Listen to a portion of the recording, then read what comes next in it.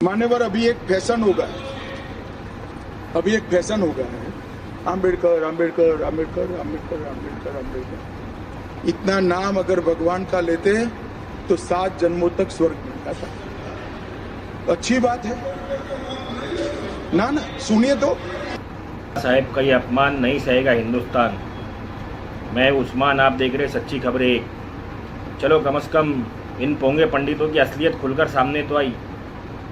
ये तो समझ में आया कि जिन दलितों को हिंदू हिंदू बताकर अपना भाई बताते और मुसलमानों के खिलाफ लड़वाते, उनके आदर्श श्री डॉक्टर भीमराव बाबा साहब अम्बेडकर, उनकी इन लोगों की नज़रों में क्या इज्जत है, क्या अहमियत है, ये तो समझ में आ गया। आपने सुना डॉक्टर भीमराव बाबा साहब अम्बेडकर का सदन में अमित शाह ने किस तरह से मजाक उड़ाते हुए नाम लिया और कहा कि इतना अगर भगवान का नाम जपते तो स्वर्ग मिल जाता। कौन सा स्वर्ग मिलता? मुसलमानों को चिढ़ाते हो ना, 72 हूर, जन्नत, हाँ मन्नू सलवा, कौन से उसकी बात कर रहे हो स्वर्ग की? वो तो तुम्हारे में है नहीं। और किस भगवान से मांगे, किसका नाम जापे? 33 करोड़ 34 करोड़ तो भगवान है तुम्हारे। उन भगवानों को मना करने के लिए, उन भगवानों की परस्तिश न करने के लिए डॉक्टर भीमराव बाबा साहब अम्बेडकर ने कहा था कि ये कोई भगवान नहीं है। जैसे इस्लाम ने मना किया कि एक खालिक के अलावा और कोई पैदा करने वाला नहीं है, एक मालिक के अलावा और कोई पालने वाला नहीं है, वैसे डॉक्टर भीमराव बाबा साहब अम्बेडकर ने मना किया था। तो तुम डॉक्टर भीमराव बाबा साहब अम्बेडकर को चमार बोलते हो और ख़ुद को बहुत उच्च कोटि का जो है ना, खानदानी और बड़े धर्म का और बड़े मज़हब का बताते हो, जबकि तुमको इस बात का तमीज़ नहीं है कि तुमको किसका नाम किस तरीके से लेना चाहिए। मेरी देश की सर्वोच्च न्यायालय से अपील है कि जल्द से जल्द तड़ीपार आतंकवादी अमित शाह को हिरासत में लिया जाए, उससे उसका गृह मंत्री का पद छीना जाए, उससे उसकी संसद की सदस्यता छीनी जाए और उस पर बड़ी से बड़ी कार्रवाई की जाए। क्योंकि ये लोग महात्मा गांधी को कायर और नेहरू को पता नहीं क्या बोलते, और आज ये अम्बेडकर साहब का मजाक उड़ा रहे। मैं हिंदू और मुसलमान की बात नहीं कर रहा यहाँ पर, वरना फिर ये लोग तो वाजिबुल कत्ल है। लेकिन इसके बावजूद इन लोगों ने अपनी हुदूद को पार कर दिया। ये अपनी हद में नहीं रहे। इनको अपनी हद में लाने के लिए ज़रूरी है कि अमित शाह पर कार्रवाई की जाए, इसकी संसदीयता रद्द की जाए और इस पर जो है ना बड़ी से बड़ी कार्रवाई हो और इसको जेल में डाला जाए। इसके खिलाफ खड़गे ने कहा कि इस पर केस होना चाहिए, इसके कार्रवाई होनी चाहिए। सुनिए।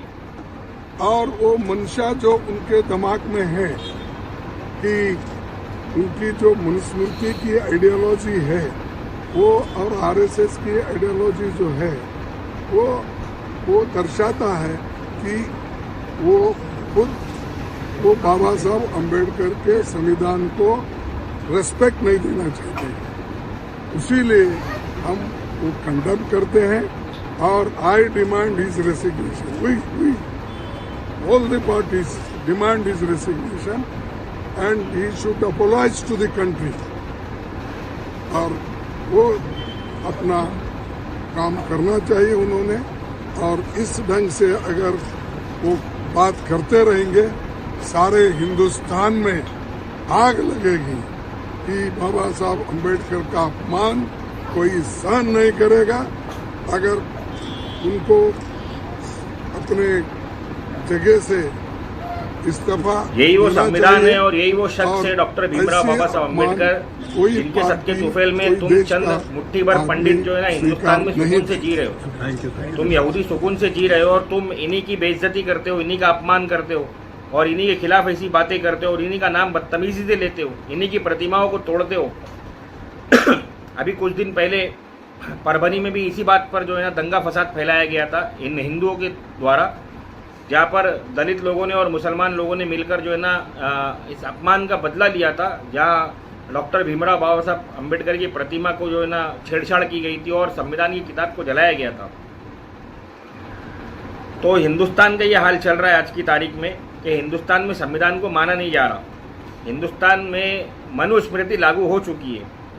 इसके बारे में राहुल गांधी का भी अपना एक मानना है। कॉन्स्टिट्यूशन के खिलाफ है।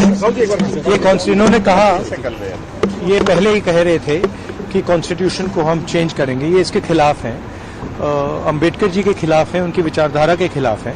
इनका पूरा का पूरा काम अंबेडकर जी ने जो किया और जो कॉन्स्टिट्यूशन है उसको खत्म करने का है। क्या तो मांग पूरा देश जानता है। क्या मांग करते हैं आप? क्या मांग करते हैं? जब कौन सा संविधान दिवस बना रहे थे संसद के अंदर, किस संविधान की ये लोग बात करते हैं? ये मनुस्मृति की बात करते हैं। संविधान इनके नज़दीक सिर्फ मनुस्मृति है। मनुस्मृति इसलिए क्योंकि उसमें इनकी सारी मनुष्यत दर्ज की गई है।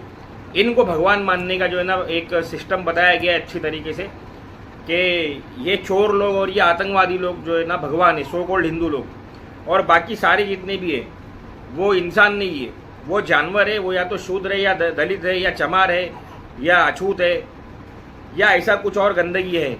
लेकिन ये लोग बड़े उच्च कोटि के लोग हैं, बहुत ऊंची इनकी जो है ना नस्लें हैं, और ये हम पर हुकूमत करेगी और ये पूरे देश पर हुकूमत करेगी और ये पूरे देश को चलाएगी। इसी तरीके से चलाएगी। जब इनका दिल बोलेगा ये किसी की बहन बेटी को उठाकर ले जाएगी और उसकी इज्जत लूट लेंगे।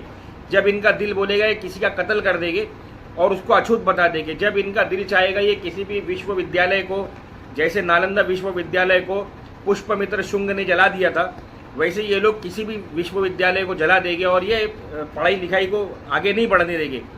और जो इसकी कोशिश करेगा और जो इल्म को तुम्हारे बीच में लाएगा, ये उसका नाम इसी तरीके से लेंगे।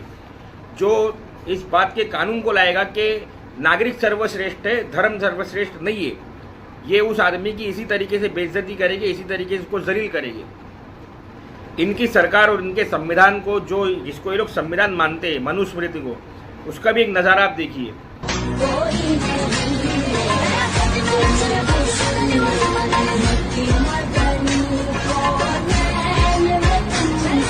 ये बेटी पढ़ाओ बेटी बचाओ वाला नारा है जो ये पुलिस वाला बता रहा है कि कैसे बेटी को पढ़ाया जाएगा स्कूल से दूर रखकर और कैसे उसको बचाया जाएगा लात घूसे मार कर। बस उसके सर पे स्कार्फ होना चाहिए या उसके सर पे कोई तमीज़ का पल्लू होना चाहिए। नंगे सर आई तो हम समझ जाएंगे ये हमारे में से है, सो कॉल्ड हिंदुओं में से। और अगर इसके सर पर तमीज़ की कोई भी चीज़ रखी हुई रही, इज्जत और एहतराम की कोई भी चीज़ रखी हुई रही, तो हम समझ जाएंगे या तो ये मुसलमान है या तो दलित है। जब इसको इसकी इज्जत प्यारी है और हम इसके साथ में यही बर्ताव करेंगे। इसी तरीके से बेटी को पढ़ाने और बचाने की बात कर रहा था नरेंद्र दामोदर दास मोदी। इस वीडियो के बाद आपको ये तो समझ में आ ही गया होगा कि देश किस तरफ जा रहा है, होने वाला है हमारे देश का। जो हमारा देश ऐसे आतंकवादियों के हाथ में चला गया है जहां आए दिन दंगे फसाद हो रहे हैं। लेकिन हमारे एक प्रदेश का मुख्यमंत्री, बेगैरत मुख्यमंत्री, बोलता है कि जिस दिन से मैं सत्ता में बैठा हूँ उस दिन से यूपी में एक भी दंगा नहीं हुआ है, एक भी फसाद नहीं हुआ है। वो सही बोलता है। वो शायद ये बता रहा था कि एक ही दंगा फसाद नहीं हुआ है, हज़ारों हो चुके हैं, लेकिन एक भी हमको सुनने आया। हमारे कान खराब है ना, हमको सुनने में कम आता है। मेरी बात को समझिए, मेरी बात को फिर मैं कहूँगा समझिए। मैं न्यूज़ रिपोर्टर की तरह न्यूज़ आपके सामने अपडेट करके नहीं लाता हूँ, मैं इसको इमोशंस की तरह लाता हूँ। और मैं आमने सामने की बात कर रहा हूँ आपसे, आपको समझाने के लिए कि जाग जाए और सारे हिंदू, हिंदुस्तानी हिंदू, ये सो कॉल्ड हिंदू नहीं, और मुसलमान एक हो जाए और इस गंदगी को इस मुल्क से निकाल कर बाहर फेंके। उससे पहले अमित शाह को जो है ना जितनी भी सख्त सज़ा हो सके इसकी डिमांड करे और अमित शाह को सज़ा दिलवाए, क्योंकि अमित शाह ने संविधानकर्ता को बेइज्जत किया है और बीजेपी पार्टी ने और आरएसएस ने संविधानकर्ता को बेइज्जत किया है सिर्फ इसलिए कि उनको मनुस्मृति लागू करनी है। मेरी बात आपको अच्छी लगी हो तो लाइक कमेंट ज़रूर करिएगा कि मुझको पता चले मैं जो बोल रहा हूँ वो सही है या गलत है। और मेरे वीडियोस को लाइक कीजिए, शेयर कीजिए, सब्सक्राइब कीजिए, बेल आइकन के बटन को ज़रूर प्रेस कीजिए। अस्सलाम वालेकुम वरहमतुल्लाहि वबरकातुहू।